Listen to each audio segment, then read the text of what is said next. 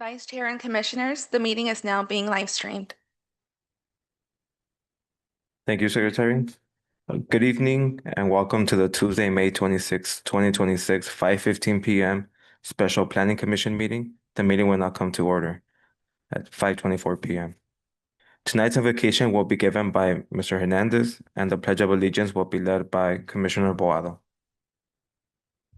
Thank you, Vice Chair. Lord, please grant this commission and meeting with the necessary wisdom and guidance required for today's item. Amen. All right, if we could all please stand. Face the flag, put your right hand over your heart, ready, begin. I pledge allegiance to the flag of the United States of America, and to the republic for which it stands, one nation, under God, indivisible, with liberty and justice for all.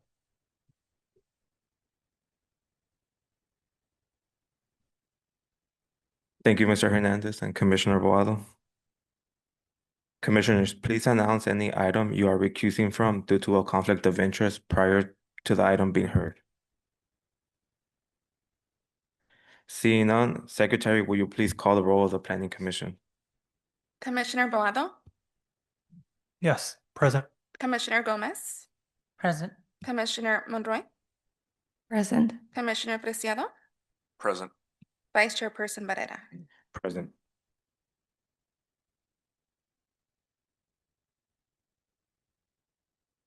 Thank you, Secretary. Public participation is now open for the item listed on the Planning Commission agenda. For today's meeting, only items listed on the agenda will be allowed public comment. Secretary, please announce the instructions for public participation. The members of the public will now have an opportunity to speak on items listed on the Planning Commission agenda. Please state your name for the record. Each speaker is limited to 3 minutes. Callers wishing to speak may do so at this time by dialing *9 from your phone. When instructed, dial *6 to unmute yourself. Individuals joining us through the Zoom app may request to speak by using the raise hand feature on Zoom and select the unmute or the microphone icon when instructed. We will begin to hear from the members of the public that are physically present in the council chamber. If you haven't done so already, please submit all comment cards now. Vice Chair, there's no comment cards. Let me check the room.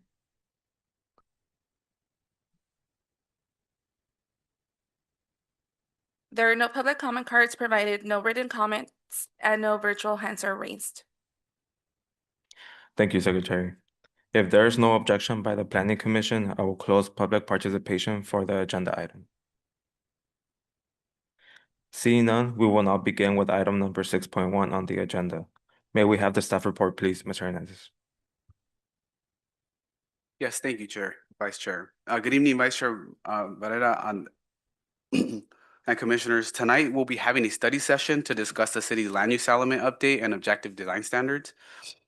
With us today are consultants from MIG Incorporated. They are Genevieve Sherrill with us in person, and also Eric Strand joining us via Zoom. They'll be guiding us through what we've already done as part of this project and what we need your help with to complete this project and moving forward. And then thank you.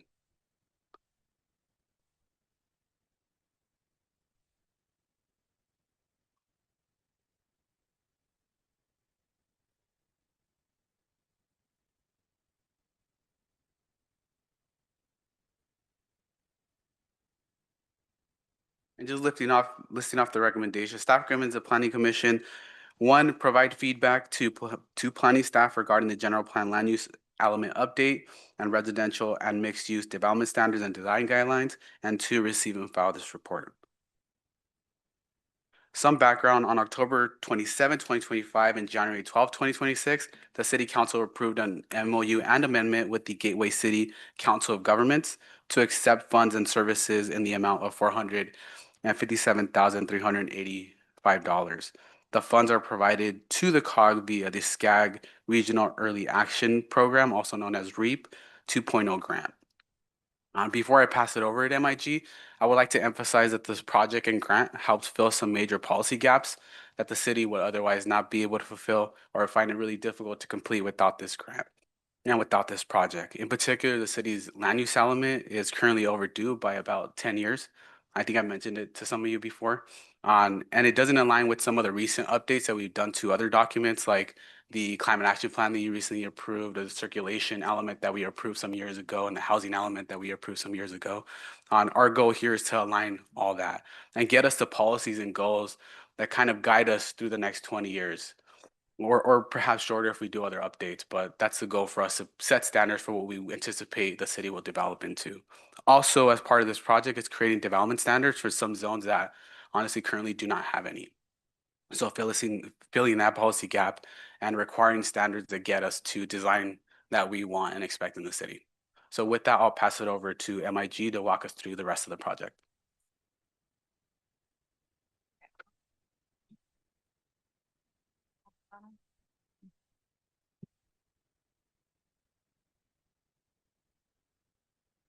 Oh, there we go. Great. Good evening. Thank you so much. And I'm excited to be here tonight to talk about this project. I'll start with just a brief overview of what the project entails, go into a little more detail than Alfonso did. And I'd like to go into a summary of what we've heard from the community to date. And then the two big parts of the project, the focused update to the zoning code for objective standards for mixed use and multifamily development. And then the land use element update as a component of the general plan. And we'll have time for questions and discussion throughout the presentation and at the end as well. But my name is Genevieve Sharrow, and I'm here tonight with Eric, who will do the second half of the presentation on economic development.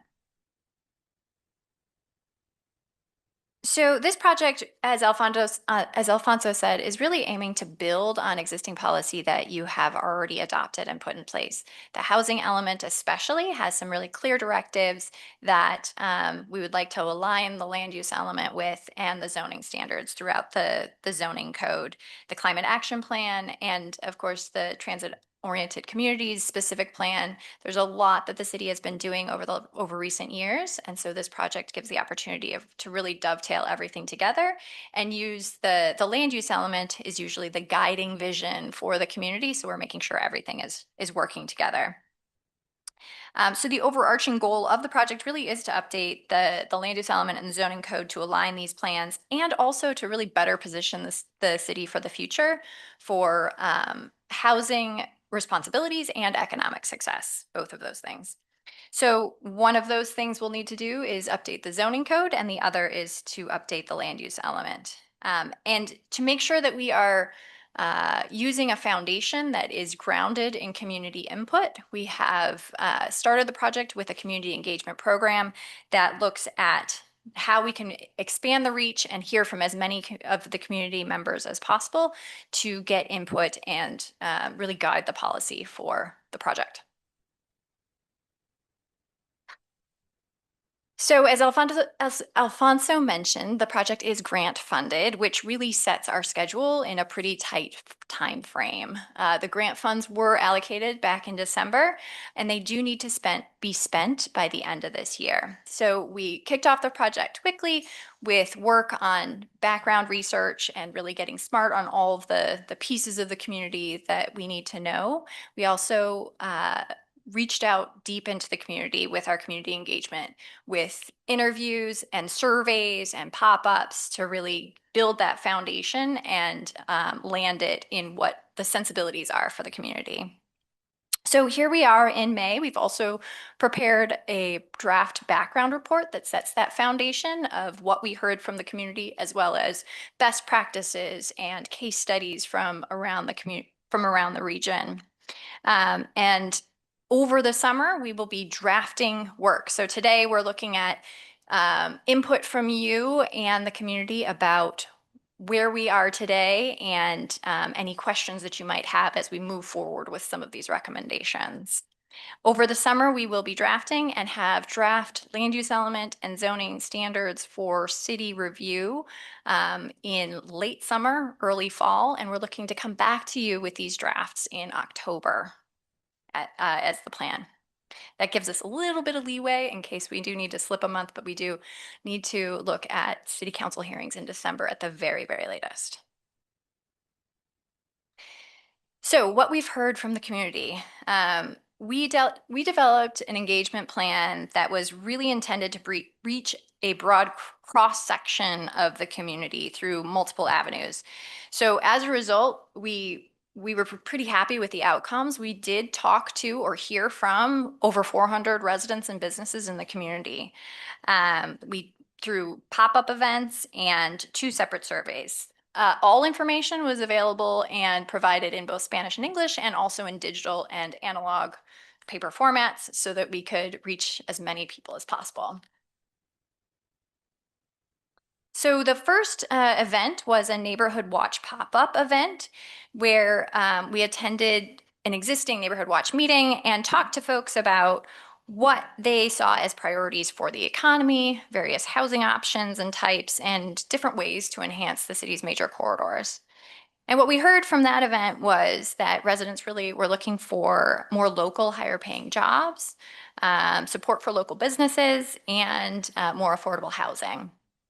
They also indicated in this event, we talked to folks about ways to enhance the corridors, and folks were most interested in different types of plazas, as well as restaurants and other eating establishments, entertainment. We also talked with developers and architects and folks who use the zoning code regularly and are looking to develop in Bell Gardens to understand what are the current market constraints and the process that folks go through when they try to develop something in the community. And a lot of the folks we talked to were mom and pop developers. So a lot of the projects that they were looking at were somewhat of a smaller scale. And as such, the margins are not huge in that kind of a business. So it was really interesting to talk to folks about what the key constraints were, and some of the constraints that they saw from a kind of a mom and pop smaller development is that mixed use was hard to happen just because of the financing and the complexity of making those pieces work together. And some of the fees can be a constraint too. The city has new development impact fees that they're weighing into their margins. And the complexity with any kind of redevelopment and having tenants in place and having relocation in those pieces can really add to the complexity of a project and can limit potential redevelopment. Certain standards can also constrain development, we heard from them, which increase and enhance quality of life, open space, parking, key considerations that we have to add, but also thinking about how that can affect development capacity. Some of the recommendations coming out of this group were looking at ways to really create the most certainty possible that we can in the zoning code. So making it really, really unequivocally clear what the standard is was recommended as really kind of a high priority. That way there's not as much back and forth with the city and an applicant to really understand what does the city want, making that really clear in the code so that they can respond accordingly. They also noted that surrounding cities with really kind of positive economic development happenings had really strong economic development leadership coming from the city, and they were supportive of that. We conducted a community questionnaire online and in paper copies throughout the month of March. In order to increase participation, we offered gift cards and LAFC tickets and entered anyone who wanted to provide their information into a raffle for those at the end of the survey. So really happy with the high level of participation because of that. So questions on the survey ranged between the economy, what kinds of different housing types people were interested, to what does the physical appearance of housing, how are people reacting to that?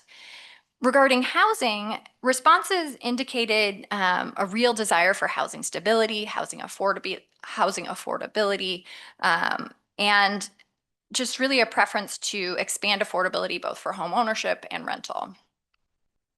Regarding major streets and corridors, like the Neighborhood Watch pop-up, we heard from folks with an interest in increasing outdoor space and plazas, as well as places to eat.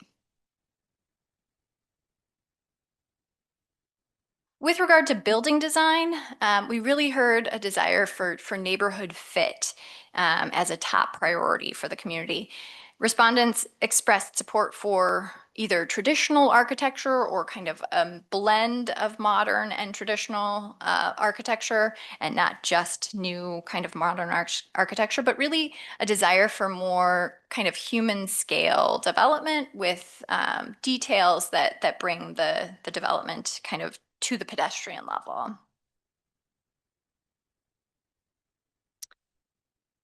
To supplement the community questionnaire, a digital survey was sent to all business owners who are on file with the city with business licenses. So over 700, I think it was about 750 businesses in the community received this link to complete the business survey. And then we also attended the Business Watch meeting to advertise the survey and also talk to folks about their key needs and desires for this project.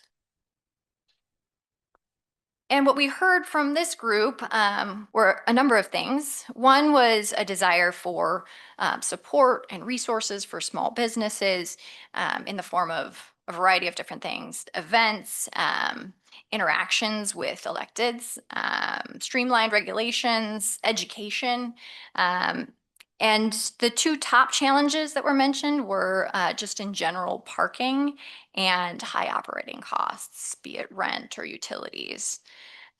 We also heard from folks a challenge that could be met potentially with education about complying with ADA requirements in the terms of parking and lawsuits that were happening, and some efforts that the city could put in place to kind of get ahead of that and educate small businesses so that they don't get stuck with some of those lawsuits. Business representatives noted that the city's major streets and corridors, especially some of the aging properties on Gage or Eastern or Garfield, had some potential redevelopment opportunities. And then as far as kind of what new businesses folks were looking for, we heard a desire for more dining and different kinds of arts and culture and recreation kinds of businesses, as well as mixed use developments combining residential and commercial. Jenny, if I may, I just wanted to point out that, so we're about maybe a third way through the presentation. Please feel free to stop us if you have any questions. We have about 2 more sections. So that was our first section about what we've done in terms of community on outreach. Please feel free again to let us know if you have any questions. Thank you.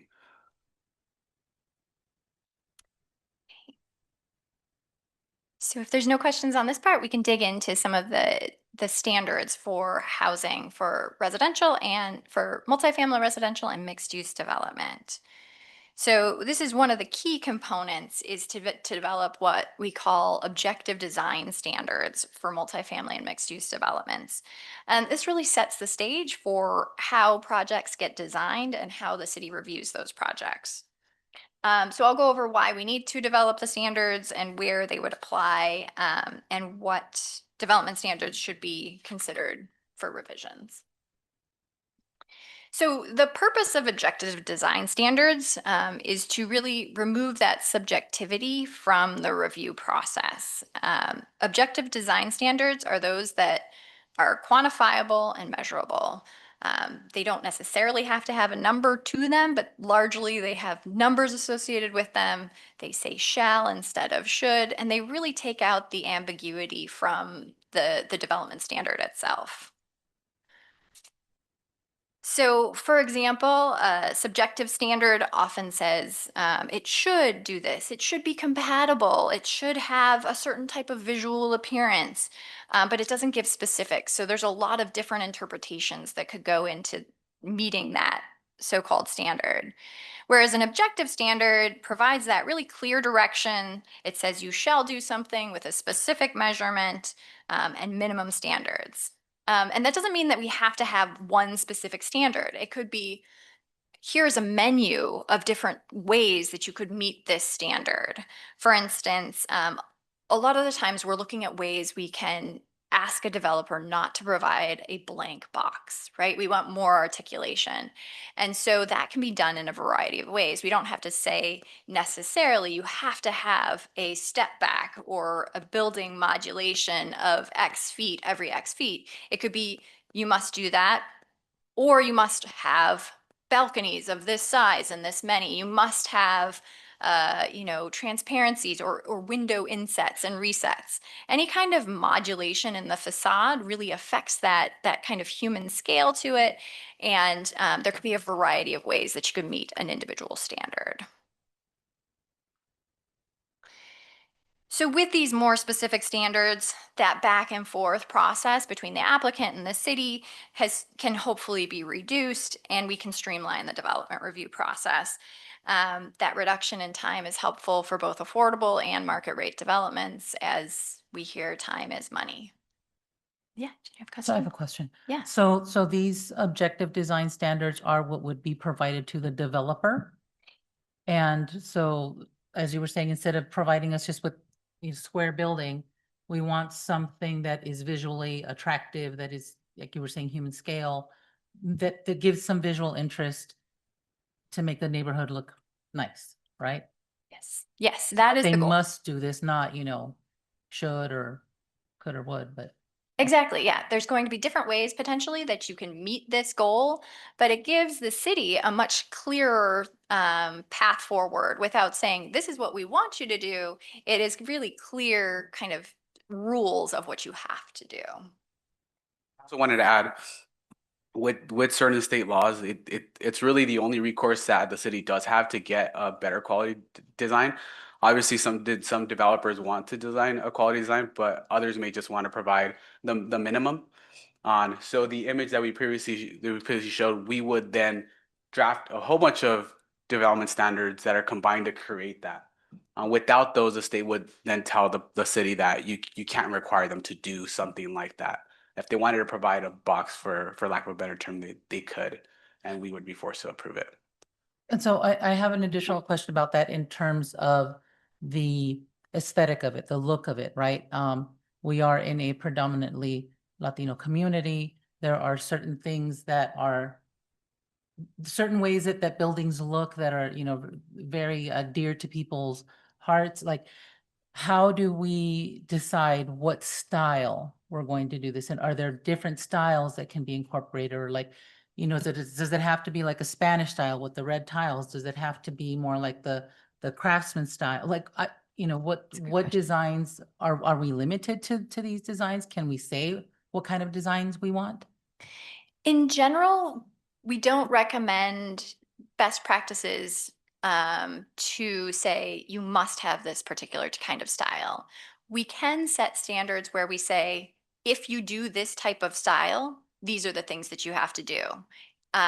So that's one avenue. We can also set standards that just kind of create more texture and fine grain kind of developments without indicating what the style is. So those are two kind of ways to do it. But in general, we don't want to say unequivocally, you must have Spanish style, just because that limits. Unless Yeah. the community, that's what they want to like, there's certain communities that there's certain look, say, for example, I think Glendora is like, it's a Western style. That's all they have. They do have a specific style in their commercial corridors and residential. So multifamily, I think single family, it's a little more flexible because it's your property. But everything else that's a larger scale, will have to have that certain style. But that's what the community wanted. Not necessarily it's the best. It's a little harder to get development done too, unless you're into that Western style. But If I could add, as the director mentioned, there are cities with stricter development standards, and they write them in that way where you shall have this or shall have that. They're also required, like us, to have that in their codes in order to be able to get that product. But we've already had the conversation in terms of what the community may want. I think one of the structures we looked at was the Spanish style on homes on Clara next to Solimar. So we looked at that and we said, okay, what does this have that we could then quantify in our development standards to not limit someone for not being able to have that? So we've already kind of dug into that and see how can we write this to still be able to allow something like that? So just to close the loop on this one, as Alfonso mentioned, there's a lot of state laws that are constraining how much discretion a city can have when you are reviewing a project. So this process gives us the ability to write those tailored standards that feed in the community's sensibilities of what they would like to see, and ultimately, hopefully, result in better quality products.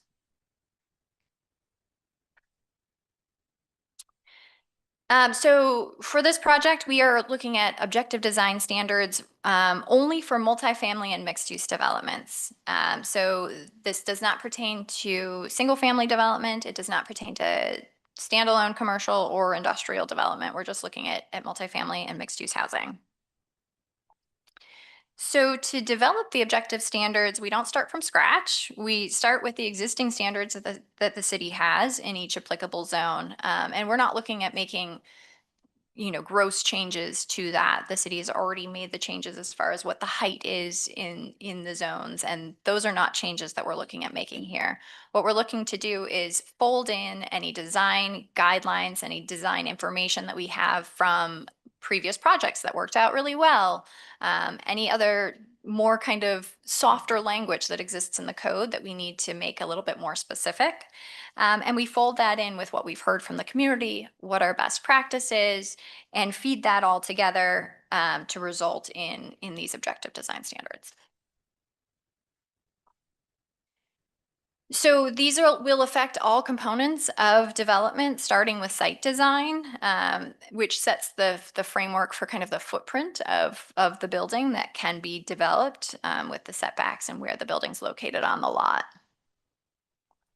Once the available footprint is designed, the objective standards determine really what the allowed massing is and its orientation. Is it oriented towards the street or to the inside?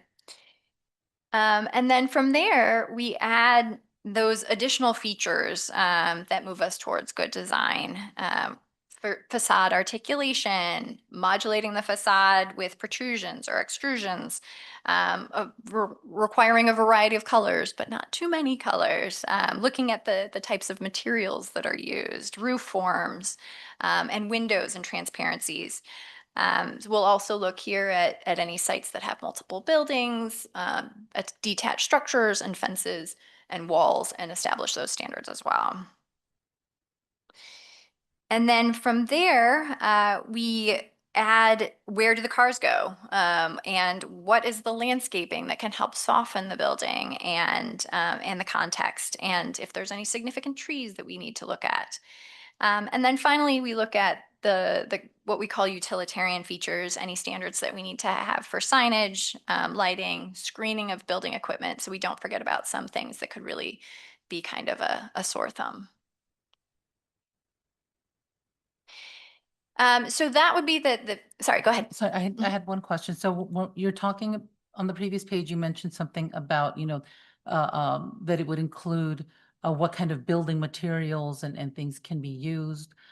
I have a curiosity about using sustainable practices.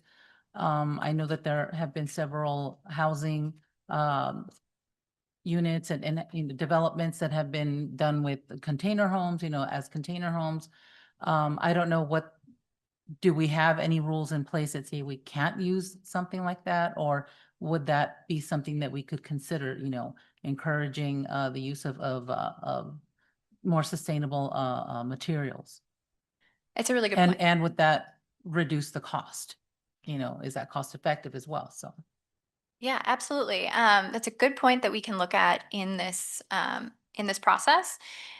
We do know modular development is definitely something we're hearing from developers, especially larger scale developers, that they're looking for to consolidate costs.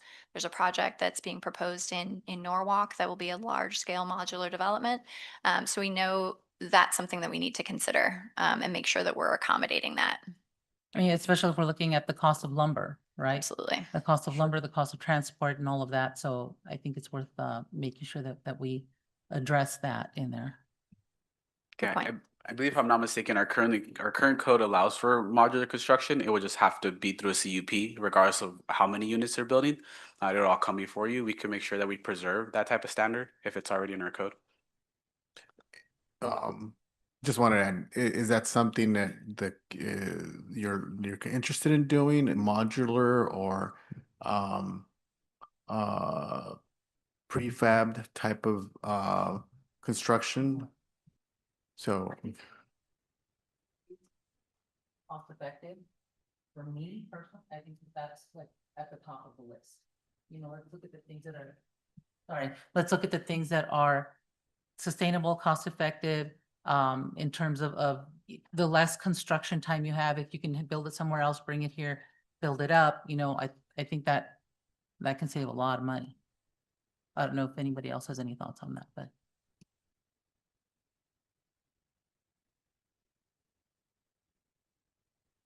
Great. We'll take a note of that and include it in the upcoming draft. Okay, so in addition to the objective design standards for mixed use and multifamily development, the housing element sets some clear policy direction on a number of other things that we want to fold into this project as well. The first of which is really developing standards for the R4 zone, which doesn't currently have standards, and for kind of honing the standards for mixed use to make sure that residential can really be considered in there. The standards there are pretty light. So having clear standards for how you can build in those two zones are a priority. The housing element also kind of set the directive to make the code easier to use, which is also what we heard from our engagement as well. One way to do this will be to kind of clean up how the code addresses apartments and condominiums differently, and instead treat both apartments and condominiums the same, so that it gives the flexibility to the developer, if they have a map on the project or they don't, to have the same standards makes it a lot easier and allow for market changes and things like that. So that's one thing. Also, kind of having consistent terminology across the zones. In some of the zones, multifamily is referred to as an apartment house, and other places it's referred to as multifamily residential. And so kind of having really consistent things across the code really helps people who are trying to build here understand what is allowed and what's not. So that is a recommendation of something to pursue as well. And then there's also a few other options that the city might want to consider to remove development constraints and make the code easier. There are currently 2 overlays that are in the city. There's the parking buffer overlay, which kind of is the areas behind some of the commercial corridors. And then there is also a historic preservation overlay as well. And we'll want to look a little bit deeper at those to see how those are constraining development. The parking buffer requires more parking and more landscaping in those areas. So we may want to look at, and we'd like your input on that as well tonight.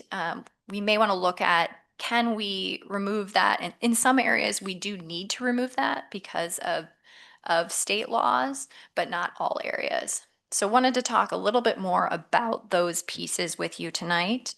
And also looking at our understanding of what is allowed in the C4 and CM zones. In the C4 and CM zones, apartment houses are allowed. So that's your main commercial areas. And you have seen CUPs coming through there. You do need a CUP for residential in those, but we have seen those come through in recent years with a few projects. So we don't have clear vision of what the intent is there. So we wanted to hear from you if that is something that should stay as a CUP in those zones, or if that's something that we should look at removing for consideration. And then the housing element also sets some clear direction to address state law with regard to updating the density bonus ordinance and dealing with some standards for some protected uses. And then really just making sure that our standards do allow for the development density that the general plan allows for, and that what was assumed in the housing element as far as what development can actually happen. So making sure those standards don't constrain development so much that it's not achieving the maximum density allowed. Okay, so I'll pause there for some questions. I just had a question and comment too. So state law doesn't permits housing in any zone except industrial and manufacturing, correct? Yes, but it would require prevailing wage and other parameters that has limited it. In a manufacturing zone, in a commercial zone, or I mean, a commercial, industrial and manufacturing zones, or in In commercial zones. commercial zones. Correct, in commercial zones.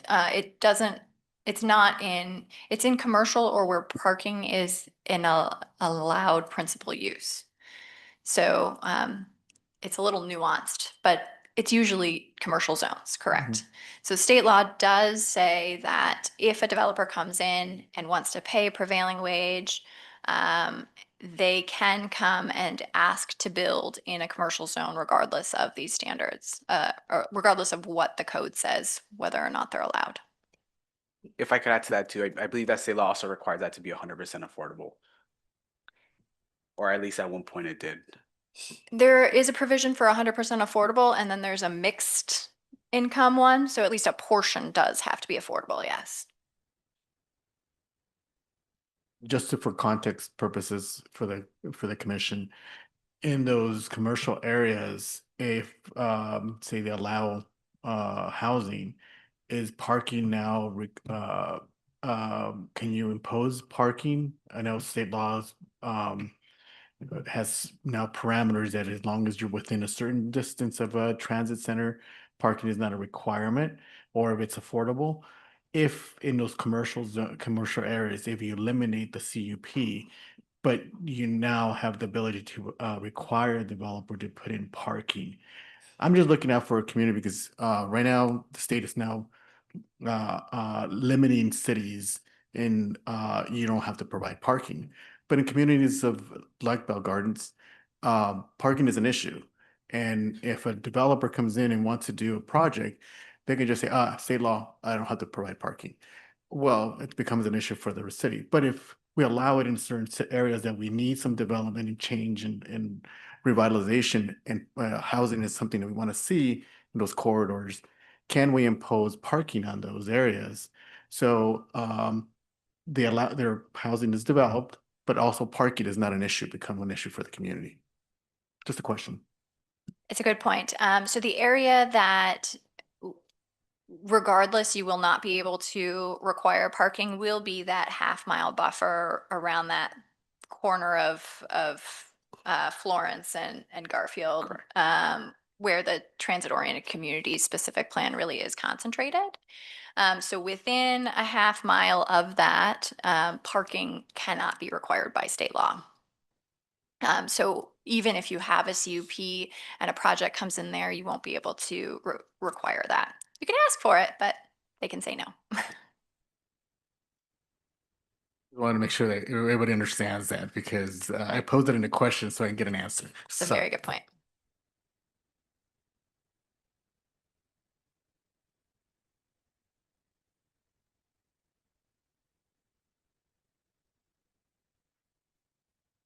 So I think of places like, for example, Uptown Whittier, right? And I know that Uptown Whittier has the public parking lots that are behind, for example, up above Greenleaf, right? They have these huge public parking lots, but there's a lot of little housing around their apartments and things like that. Parking is also very limited in that area. I am wondering if we have to have a parking lot, because if it's going to be mixed use, we have to have a parking lot, right?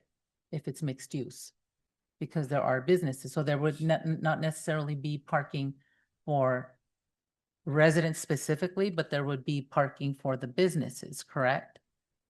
I have to go back and look at the law within that half-mile radius, I think you can require the parking for the commercial component, but I have to read the law again to make sure. And then Yeah. my, this is where I'm going with this, is that would it be possible to, for example, have permitted parking for residents there, like after a certain hour, after a certain time, if there can be, a certain amount of spaces that can be permitted for residents? So, I'm trying to get creative here so people don't completely, just, we have housing and there's nowhere to park your car, right? We have to give people options. So Mhm. maybe that's something that can be looked into. Yeah, those are some strategies that the city is allowed to doing permanent parking, or some cities do no parking at all, limit overnight parking. There's different strategies that the state doesn't have, and or at least hasn't wrote in up until this point, restrictions for the city. So that is an option. I would like to point out that on most of our R4 and mixed use that we're talking about is outside of our half a mile. The majority of it, there is a good amount of it that is within that half-mile high transit corridor. And I also wanted to point out that the high transit corridor, that state law that we're talking about, that you can impose parking, there are a couple of thresholds that if they exceeded that, or the city made findings that it was an impact, we could require parking. However, those thresholds are pretty hard to get. And more than likely, not more than likely, some have been litigated, and more than likely the judges and HCD defer to developers when it comes to those types of disputes. But there are thresholds there that we can make findings to try to restrict that.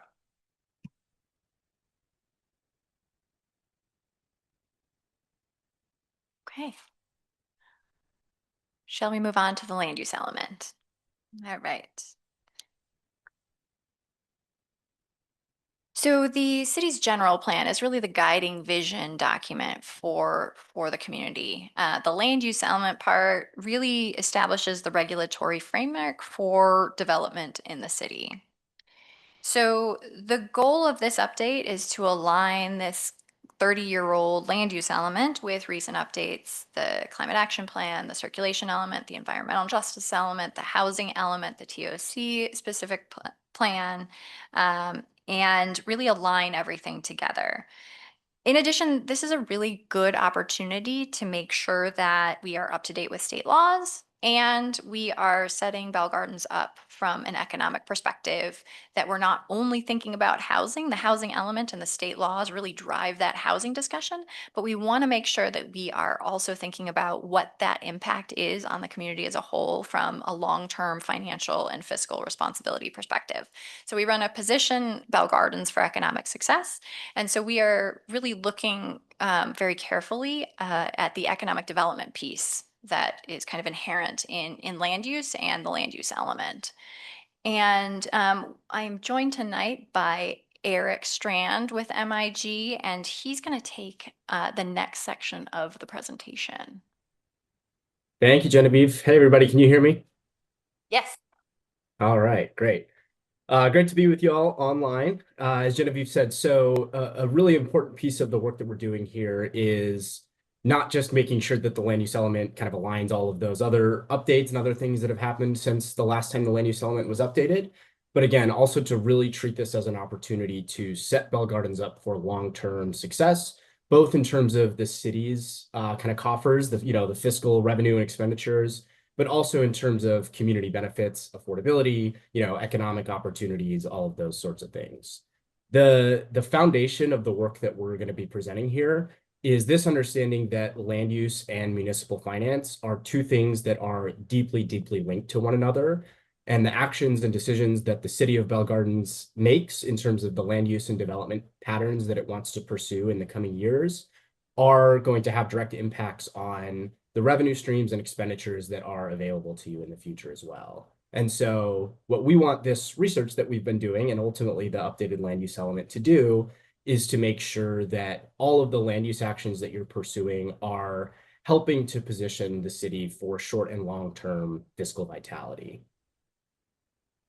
So with that, what we have been working on so far and what we're going to be sharing out here tonight is some work to examine existing economic conditions and trends in Bell Gardens, and to understand how those trends are specifically related to land use. again, with that goal that we want to position the city to not just meet some of these housing element and other kind of requirements, and adapt to changing market conditions that are, affecting cities everywhere. But ultimately, through all that, also still build stronger and more resilient fiscal foundations and land use policies that support just really a vibrant economic future for the community as a whole. So there are two key priorities that we've identified through this work so far. The first is that Bell Gardens as a city needs to grow, diversify, and stabilize its revenue streams, as all cities do, and that's going to require both short and long-term strategies, as well as actions that are directly related to land use, as well as those that are not. The other piece that has to happen at the same time that's equally as important is to preserve affordability for residents and businesses, and just more generally kind of expand access to economic opportunity, assets, jobs, things that people need. And we recognize that those can be potentially competing needs. In any given site, the thing that brings the city the most revenue is not necessarily going to be the development option that makes the things the most affordable or that creates the most economic opportunity for people who live and work nearby. So we recognize that competition, and part of what we want to be doing through this update is to identify really specifically where and how you can meet both of those needs in different places and using different strategies. So there are three questions that we've looked at so far. The first is really looking at the fiscal impacts and job impacts of existing land uses, which we'll get into in some more detail here, but thinking about what that means for where you have opportunities to protect things that are already happening, where there might be chances to modernize. The second question is recognizing that the city is built out. There are, a lot of dense developments. There are not many large vacant or underutilized sites. And so we want to be really targeted with thinking about where land use change is feasible, given kind of all the existing realities that are facing Bell Gardens. And thirdly, Bell Gardens is part of a really unique and incredible economic ecosystem in the Southeast LA or Gateway Cities region. This is a really, really strong area, not just of the Los Angeles region, but of the country. That is the gateway to the largest port system in the United States. And so thinking about how you can position your land use to help tap you even more into all of the economic benefits that come from being part of that region is something that we want to do through this as well. So all of that kind of framing aside, I'm going to talk through some of the specifics of the work that we've been doing so far and where we see that impacting future recommendations and actions that the city can be taking. The core reality that has come out of the work that we've done is that Bell Gardens is highly built out. There are some real fiscal constraints that the city has to overcome and contend with, again, as all cities do, and that the future land uses and land use decisions need to both protect city revenue, protect local jobs and businesses, and support affordability and stability for the existing community. Some of those existing conditions we've talked about at a really high level. There's a lot more detail in the report that we're putting together, but basically some of the key themes are, number one, first and foremost, we know that residents and businesses are facing economic pressure. And so affordability, whether it's housing or retail or transportation, are things that people really care about and need to be addressed through land use decisions in part. We know that this is an economic ecosystem that is regional, not just local, where people live and work inside and outside of Bell Gardens are often not the same place exactly. And so people are coming and going in and out and through the city. And we have to think about how we use land use to help facilitate that and maximize the economic opportunities that come out of that. We know that industrial, retail, and healthcare sectors are where current residents in both Bell Gardens and surrounding communities are finding the most job opportunities now. And so we want to be thinking about how land use can support those employment opportunities. And then again, we know that the land use is really dense and built out, but it is also aging. There are a lot of older properties, especially on the commercial side. And so in some cases, we might not be talking about entirely redeveloping, but also just sort of improving in place, whether, through facade improvements, other things that can help existing businesses and properties kind of get spruced up and modernized a little bit without necessarily redeveloping. Another major fiscal reality in Bell Gardens is that you have sort of a unique scenario in the form of the casino, which is a huge source of where the city gets its money. The card club fees alone that the city pays are about a third of the city's revenue every year. And some of the other things that come out of the casino, like the parking lot and sales and property taxes and other things, help just add, kind of further and further up into the money that the city brings in. This is a really strong and unique opportunity. A lot of cities don't have that sort of anchor institution that just brings in a consistently large amount of revenue every year. At the same time, you also want to make sure that you're diversified and stabilized to not be overly reliant on just any one revenue stream in case there are ever any sort of disruptions in the future, that you're prepared to withstand that and not see a shock basically to the system's finance. So just something to keep in mind kind of on both sides of that coin. What that means for land use is that the city's budget primarily is losing money on a lot of different areas in the city in terms of land use categories. Things cost more than they bring in. A lot of that is due to things like Prop 13 that limits your property tax revenue. But so basically there is about a $30 million chunk of the budget right now that's being fulfilled by the casino and by a few really large format retail shops. And so those are really important land uses to the city's coffers. But we also want to try to diversify and close that 30 million difference a little bit and think about other places that can help bring in a little bit more revenue than they are currently. And then, of course, there are some other fiscal constraints. Many of these are not unique to Bell Gardens, but just things that cities across the region are contending with. Sales tax has been a really difficult revenue stream. There are county caps on how much you can charge, which I'm sure you're well aware. And the just changes to how people shop and spend money in the last few years have really impacted what local sales tax revenue looks like. So that's something that can definitely impact one of the major revenue streams that cities have. Property values are in a difficult place, especially when there are, a lot of aging commercial properties that don't appreciate as quickly. And then, of course, like I said, there's Prop 13 and other sort of state legislation pieces that limit how much the city can actually bring in from that. And then there's also some uncertainty around existing revenue streams. Certainly not necessarily a problem, but just things to keep in mind as you plan long term. There's state legal action happening right now around card room regulations that I'm sure you're aware of that could impact the bicycle casino's performance. There are things like the Cannabis Fund and development impact fees, which are really promising sort of early stage efforts that the city has already taken to diversify its fiscal portfolio. And we're still sort of waiting to see exactly what the full financial impact of that is going to be. So certainly expecting it will be positive, but just haven't quite seen all of that come to fruition yet as it ramps up. There are also some other fiscal constraints that really have to impact what sorts of land use decisions happen in the future. First and foremost, we've already talked about housing being a major need in terms of both developing more and also preserving affordability.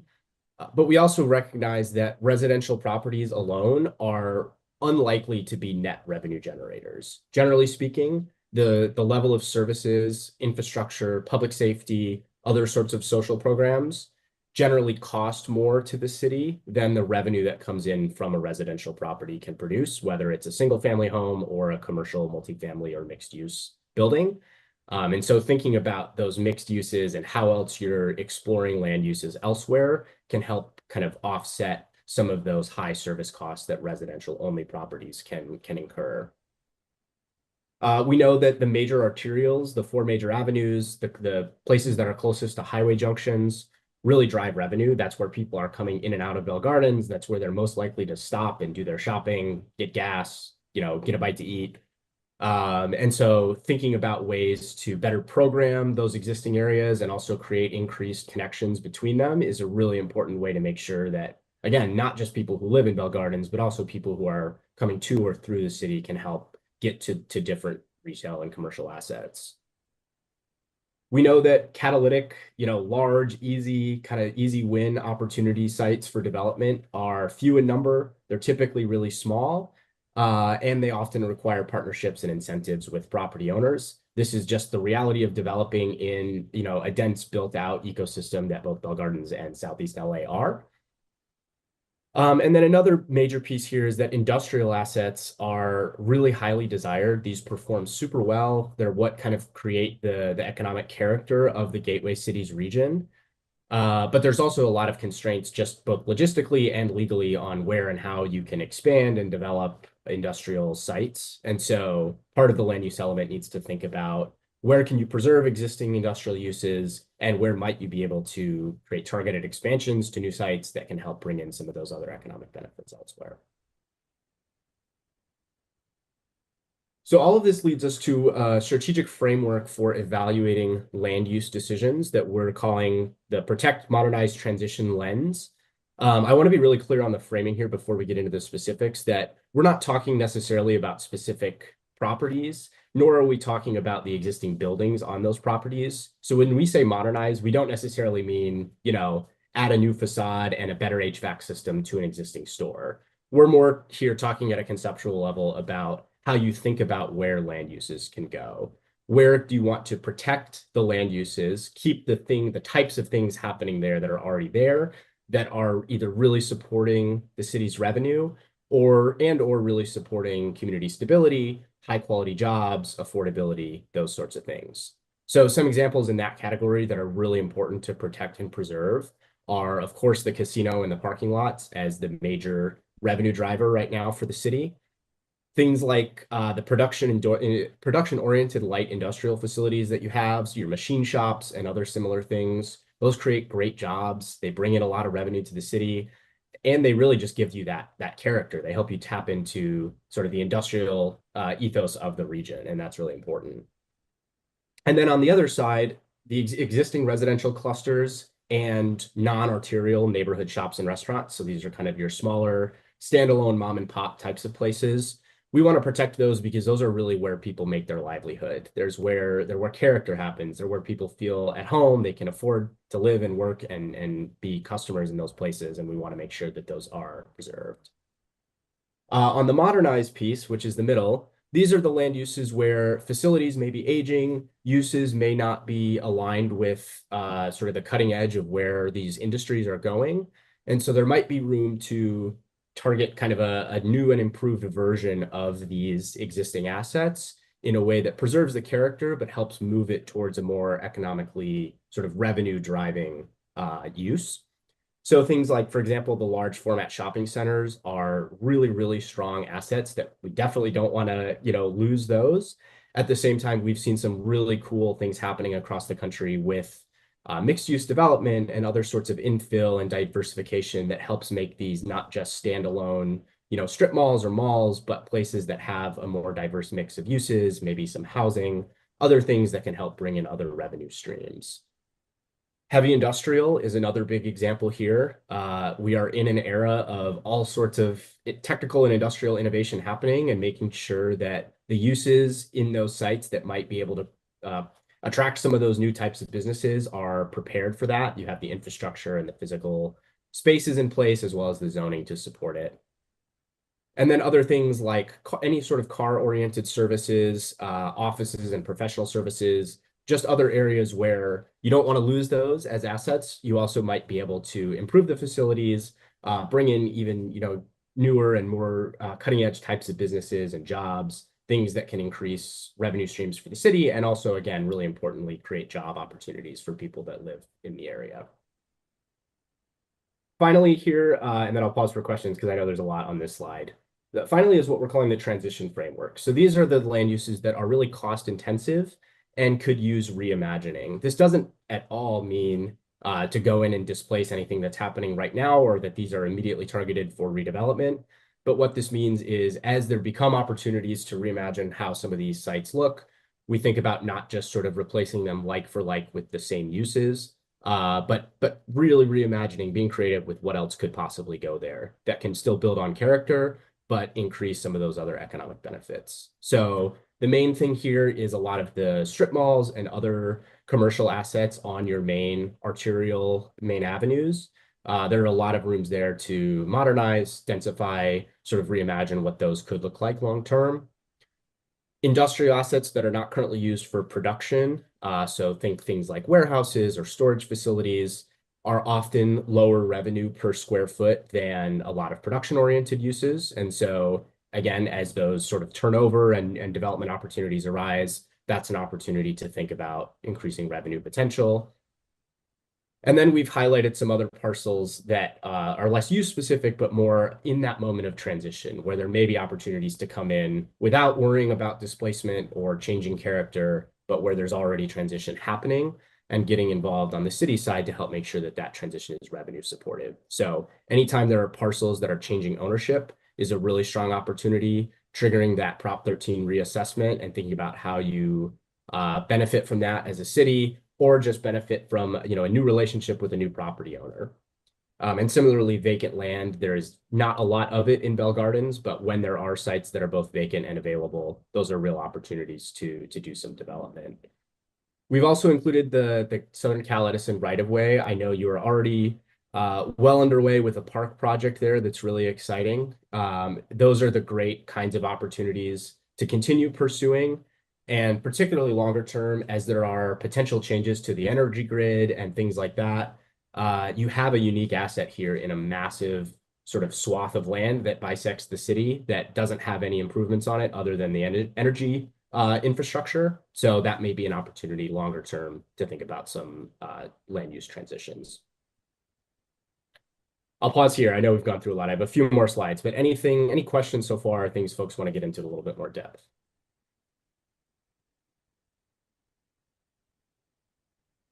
Yeah, thank you, Mr. Strand. Just really quick for the transition phase for that section for vacant land, is that something that we are I guess like actively looking, or have we actively looked into vacant land to possibly,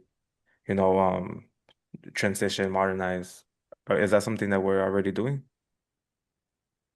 So some of the vacant land that we have, I'm thinking about the Show site. I'm thinking about the site on Florence Place near the elementary school. Those are housing element sites. So we there is a plan in place.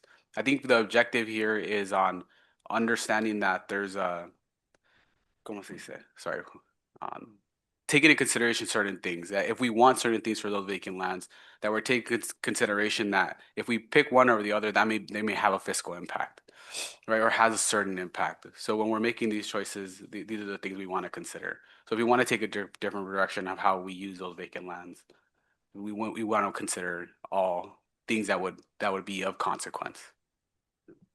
Yeah, and I would just add to that, it's about proactivity as well. So not waiting until a developer comes and pitches something and you're sort of reacting to that, but thinking about where the city can be proactive in, reaching out and attracting the kinds of new projects that you really want to see on those sites that are maximizing that combination of revenue and any other jobs or economic benefits that you can bring to your constituents.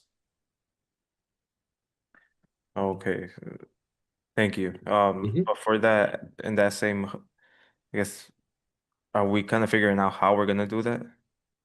Is that what? Yeah, like one of the examples we talked about is perhaps removing on apartment houses from our C4. Yeah. So through Eric's findings, we're finding that swapping commercial for housing may have a reduced fiscal impact. So it may create a fiscal impact, rather, is a better way of stating it. So perhaps if we do want to maybe not burden the budget even more, maybe we consider removing that altogether, and we preserve the commercial and concentrate our housing to our zones. Yeah, so that's one of the concepts. The other is currently some of our heavy commercial is like Los Jardines Marketplace, right? If let's say 15 years from now they want to pivot, or 10 years from now they want to pivot, maybe do a mixed use, we can write policies in our land use to help them do that faster. Let's say they want to do that today, we would have to go through this process and create a general plan amendment to allow them to do that. But if that's something we want to see in those areas, then we can help kind of facilitate that now versus them doing it by themselves, like Eric was mentioning. Got The it. same thing for the casino parking lot. If something wants to be done there, then there's certain procedures we'd have to do today to do that. We could do that now to facilitate that easier process in the future. Got it. Thank And you. our work will include some specific recommendations of things that you can start to work on now to help prepare the city in advance for these sorts of things as they come up, rather than, again, so that you're not in a position where you have to react to something in the future. Thank you. So I do have a question. So the caveat here is that it is vacant and available, right? It doesn't necessarily have to be. I mean, I think, oh, I'm sorry, did I speak over someone? It's me, sorry. Go ahead. Go for it, Eric. Are you? Sure, sorry, I'm on a little bit of a delay here, but I would say the vacant and available are probably where the nearest term development opportunities are going to happen.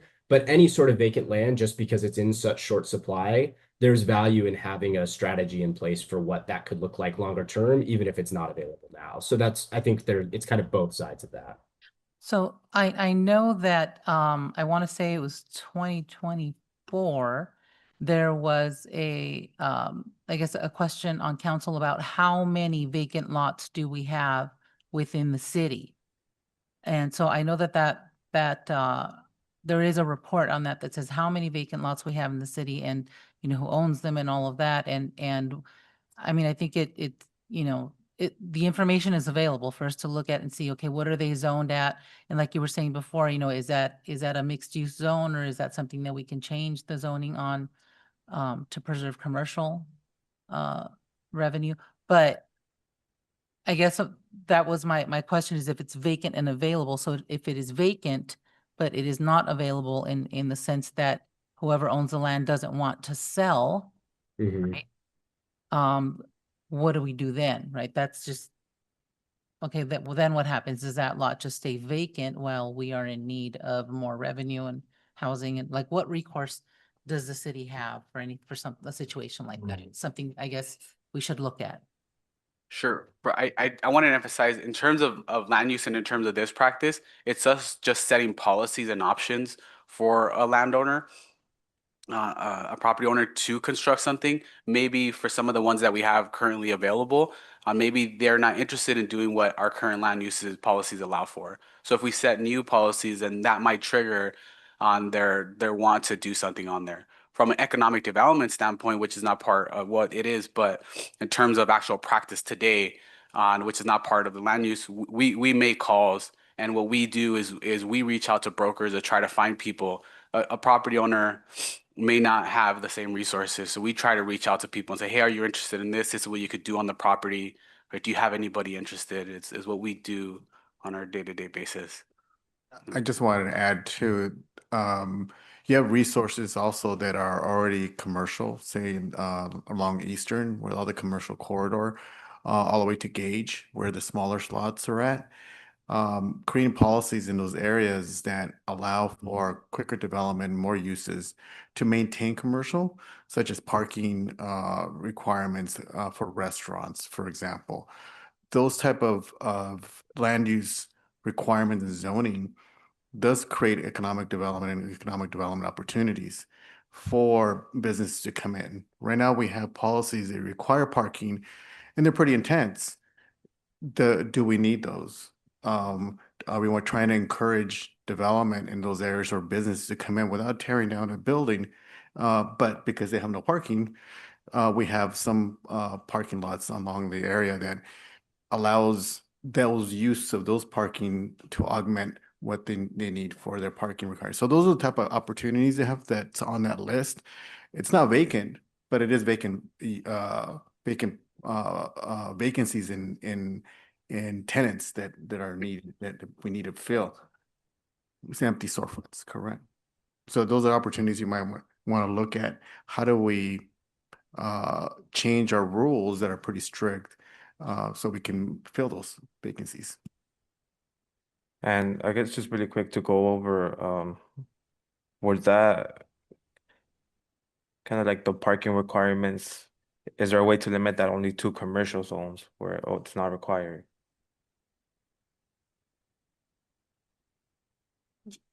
That is part of our development standards, something that the planning commission could definitely recommend is altering some of our parking standards. Mhm. Yeah, that's within your scope of what you can do. Yeah. And we can also look at just those areas where it's already built. So looking at kind of non-conforming parking where the building was built and it assumed that it would be retail. And so there's not enough parking spaces for a restaurant to go in, but you could grandfather it in to let a restaurant go in there because it's already been built. So we could make it kind of more focused even than just all commercial. We've have good examples of projects that we've tried to fit in and be creative, but because our rules already are set, we weren't able to create that opportunity for somebody to buy, and they don't have the comfort to buy something without that latitude to be able to open up their business. So a perfect example, that little that used to be the post office. Owner wasn't comfortable enough to purchase it without having they were deficient in parking. So without having that comfort level that we would allow them to come in and change the use from, I think it's The old VFW, they were a banquet center, and then they were transitioning to medical. The city was really open to allowing them to have a lease there, but they were hoping that they could have it at least indefinitely without the city being able to cancel it at any point. And unfortunately, the city wasn't in the position to be able to do that. But it's a perfect example of kind of changing policy so that they don't have to go through that restriction.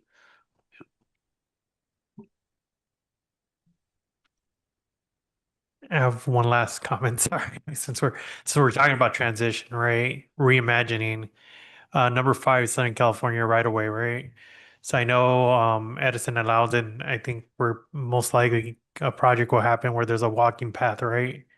What about like underground running what is it, underground electrical cables? Like in the future, is that even possible or feasible? I know due to the fires in Altadena, that's something they're considering now. So that would open like, I don't know, so many things. Yeah, I think off the top of my head, I think that might fall into a different element in our general plan. But we definitely set policies on aesthetics and encouraging the construction of new lines to be underground on when feasible. I think it's definitely a policy that I have seen in general plans. But off the top of my head, I'm not sure if this element or one of the others. Yeah, I think that would likely be a decision that Cal Edison would have to lead. I mean, they would have to have the financial incentive to do that, and there would be a whole lot that would have to go into making that happen. But I think our thought process behind having it here under the transition framework is recognizing that if and when those sorts of opportunities come about, that you suddenly have a lot more opportunity to do something different with this land, having that plan in place really early, recognizing the immense value that you would have in such a large continuous amount of undeveloped land is really, really valuable. So those are exactly the right questions and conversations to be having now. Thank you.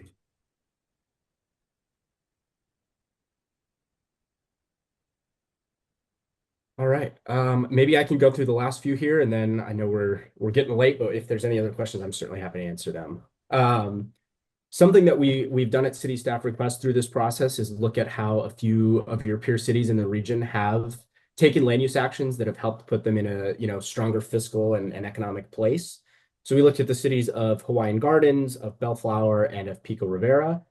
And of course, we have some more detailed information on this in the report that you'll see. But the 3 main things that we learned from this that I think can guide some of the decisions that Bell Gardens can start to think about now are, number 1, these cities took really proactive efforts to mitigate the risk or any potential risk around relying on one or multiple large revenue drivers with that sort of fiscal prepositioning that helps you get ready to diversify longer term.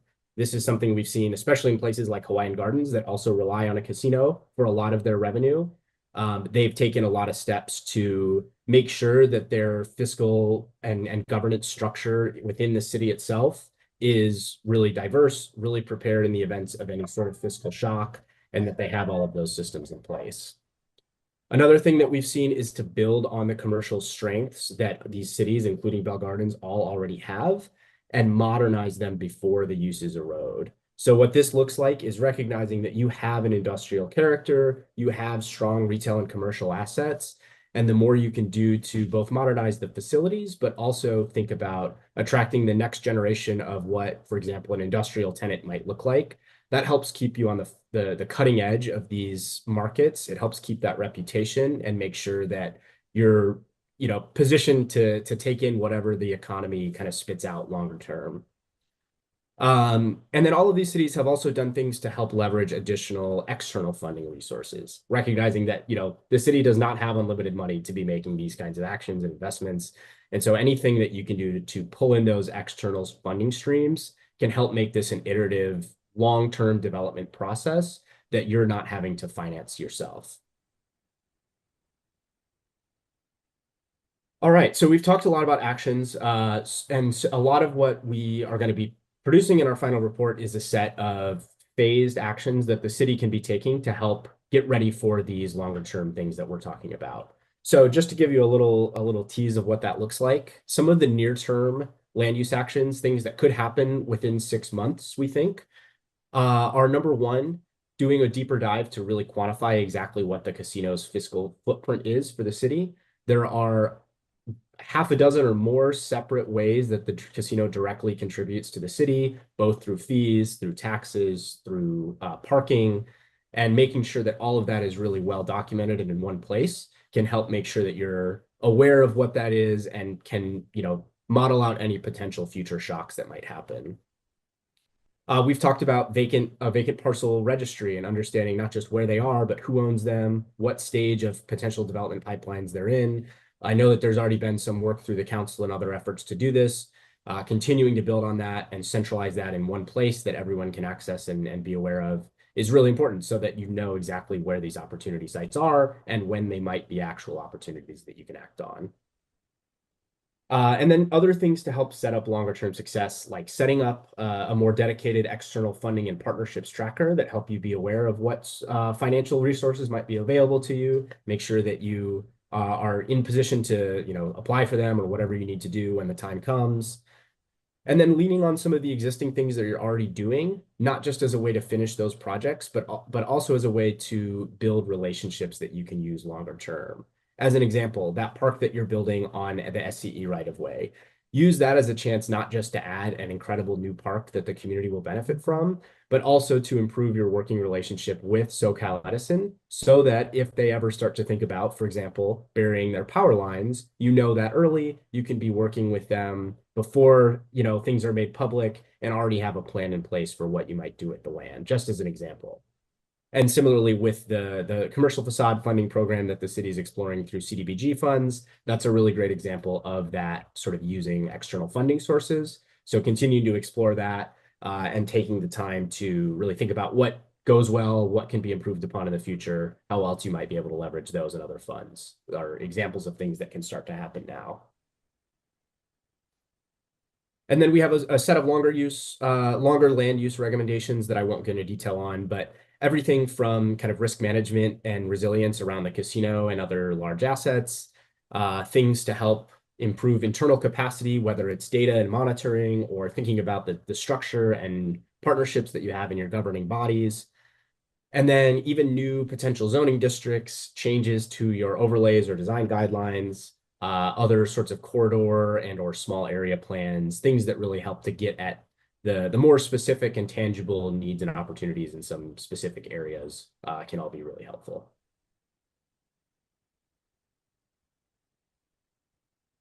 And then next steps for us. So we're not quite done with this work. We're still underway. We're taking some steps right now to get deeper into some of the fiscal things that we've brought up. So getting a little bit more in depth into the city's current fiscal picture and funding, income and expenditures and resources that you have. Looking specifically at the blackjack legislation at the state level and trying to get a sense of what kinds of impacts that may have so that you're better positioned for, being resilient against that. And starting to work with the city to look at some specific catalytic sites, whether they're development opportunities right now or things that you want to be positioned for in the future, starting to have those conversations around what can happen there. And all of this will flow into an implementation toolkit that we deliver along with our report that will include recommendations on a bunch of things that can happen both directly related to land use and sort of more broad economic development types of strategies around business attraction and tenanting, revenue diversification, and community stabilization and affordability. So you'll see all of that coming over the next few months as we continue to work through this. But happy to answer any questions if there's anything else on what I've been talking about here.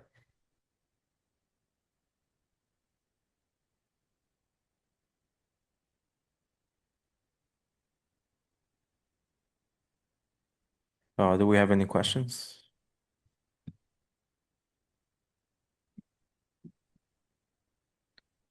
If not, I can move on to next steps. So just looking back at our schedule here, we are pulling together the report that Eric mentioned and really kind of honing in what our recommendations are. And we'll feed everything that we heard from you tonight and those pieces together into draft documents this summer to have public review drafts looking in, looks like August and September for public review. And I'll turn it back over to Alfonso. And with that, staff recommends the planning commission provide feedback to planning staff regarding the general plan land use amendment element update, residential and mixed use development standards, design guidelines, and to receive and file this report. And with that, again, we're available for any questions or further discussion. So I do have a question. So I don't know if it was a slide before, or maybe one or two slides before, where you were talking, one before that. Okay. No. Before that. So essentially what I'm trying to get at is that there was something about looking at vacant and underutilized parcels, right? And when I hear the word underutilized, I think of that huge, gigantic parking, because the parking lot at the casino, where a lot of it remains empty, right? And so I'm wondering if there is, maybe this is a conversation worth having, and I don't know if this is the forum to do it, but this is the idea that I'm coming up with, is that, if with this whole blackjack ban and the impact on the casino and the impact to us, I don't know, is it time to pivot and maybe ask, in conversation with the casinos, like, what else can you bring to this parcel of land, right? Do we need to maybe take, the parking structure and build a parking structure, build up and use that that other land for some other kind of development? Maybe we can have, people have talked about wanting an entertainment venue, the Intuits and all of those, stadiums, they're great, but they're huge. I think that there is an appeal for smaller, more intimate venues, right? I think that it would be the perfect spot to do something like that. So I don't know if like this is something that can, when we're talking about underutilization of a parcel, would this be an example? I think this is an example of underutilization. So great example, great point. This is an opportunity to setting up plans, not necessarily focus on that particular site, but we can do a specific area that we permit certain type of uses on that land. So obviously there's commitments there, but the land use is always going to be forever. It's not like that's part of the agreements or anything. So looking at the type of uses you want to see, if it's mixed use, mixed development, then it gives us an opportunity for different type of developments on that site. Right now, I think it's limited what we can do. Yeah, I also want to point out that part of the policies in the general plan are also not just changes now, but also anticipated changes or guidance, rather, is the word I was looking for. So some things that we see another on land use elements is prioritize the development specific plans in underutilized parcels, right? So a policy could be for the casino, develop a specific plan to create a variety of land uses, or something else it could be is on focus on the development of feasibility studies for maybe entertainment, right? On those feasibility studies won't come through this practice, but you could definitely set the policy for guidance for staff to be able to do that in the future. Yeah. And that's kind of what I'm getting at, because that's the idea, but we have to update the terms, right, of the things that can be created there, so that we can open those doors for that.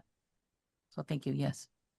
And something that we will include in our implementation is helping to define how you might be able to operationalize the word underutilized. That can mean a lot of different things, and there are different ways that different cities kind of treat that term. So we can give you some best practices on how other cities have used that as a way that then can start those sort of conversations with property owners and developers and whoever else needs to come to the table. Also, for the record, I just wanted to emphasize too is that, again, this is just targeting the land use about what you can do with the properties. We do have city management offices, our city manager's office and our finance director's office that work on trying to explore how to mitigate the impacts for the casino.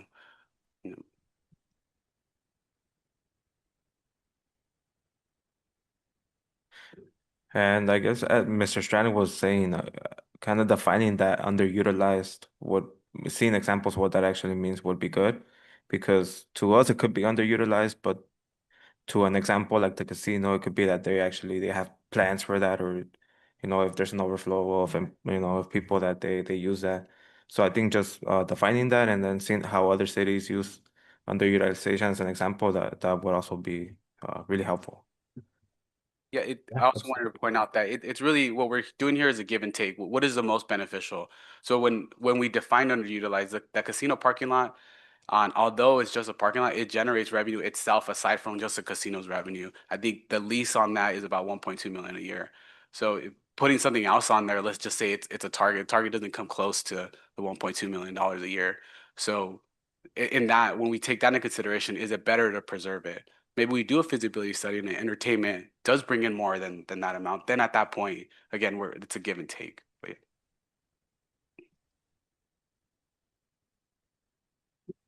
I do have a question regarding the usage of the term underutilized. Is that in terms of like economically?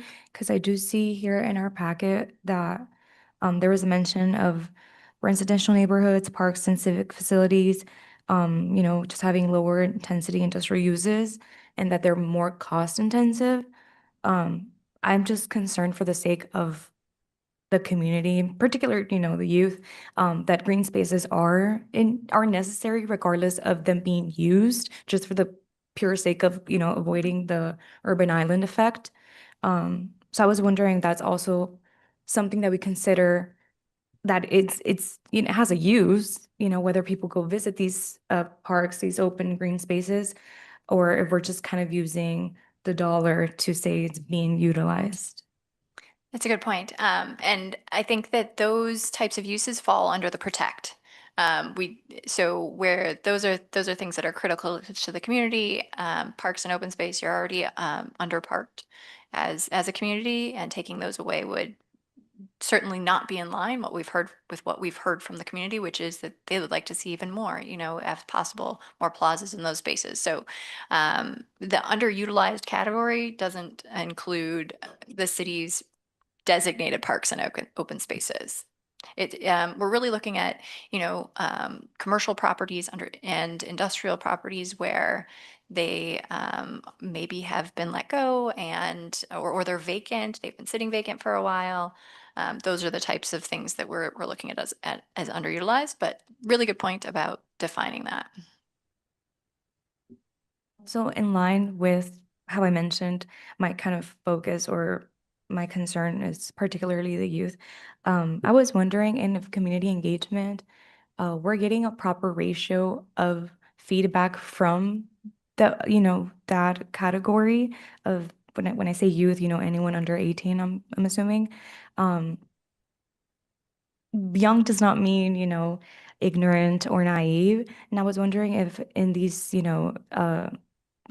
feedback, uh, situations, we're also kind of getting some of, however outlandish or actually genuine, concerns that they might have, that we're taking them into consideration. Absolutely. So the surveys were sent to local schools to encourage participation from youth and students as well. I have to go back and see how many we actually got. But we talked to folks at the Bunny Hop. We had kids there who we were talking to, and had coloring sheets, and the parents and the kids. And so we were getting input from everybody at the Bunny Hop and at the at the aerobics class too, when there were kids there too. So we did want to make sure that we were getting a cross section of everybody. And I want to mention, we do have those demographics. We don't have them on hand. I apologize for that, but we do have them to share with the planning commission at a later date.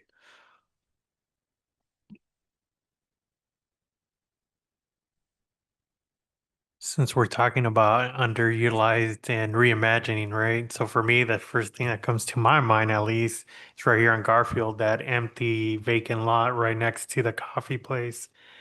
And then you had that Make it in a furniture store that circle. left, but another one came through. I'm like, they could put both those together and do like a mixed use kind of space, right, with homes and stuff. But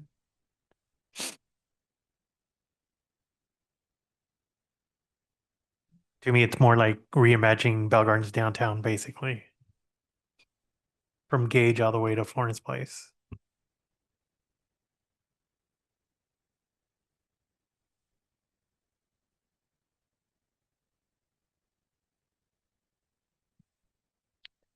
Do we have any more questions from commissioners? All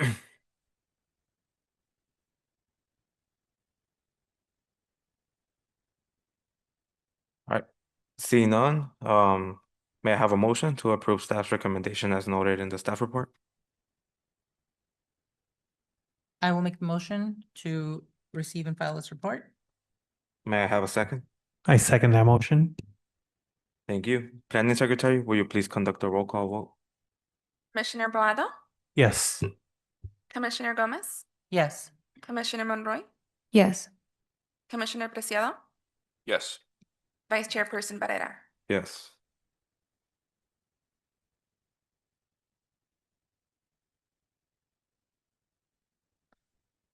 Moving on, there are no, taking me straight to adjournment, but I'm not sure there's any staff comments in between that we'd like to. Hi, Chair. There will be no staff comments at the special meeting Thank you. or commissioner comments. Thank you. So yes, with that, if there is no objection by the members, I will now adjourn the special planning commission meeting at 6:55 p.m. Thank you, everybody. Good evening.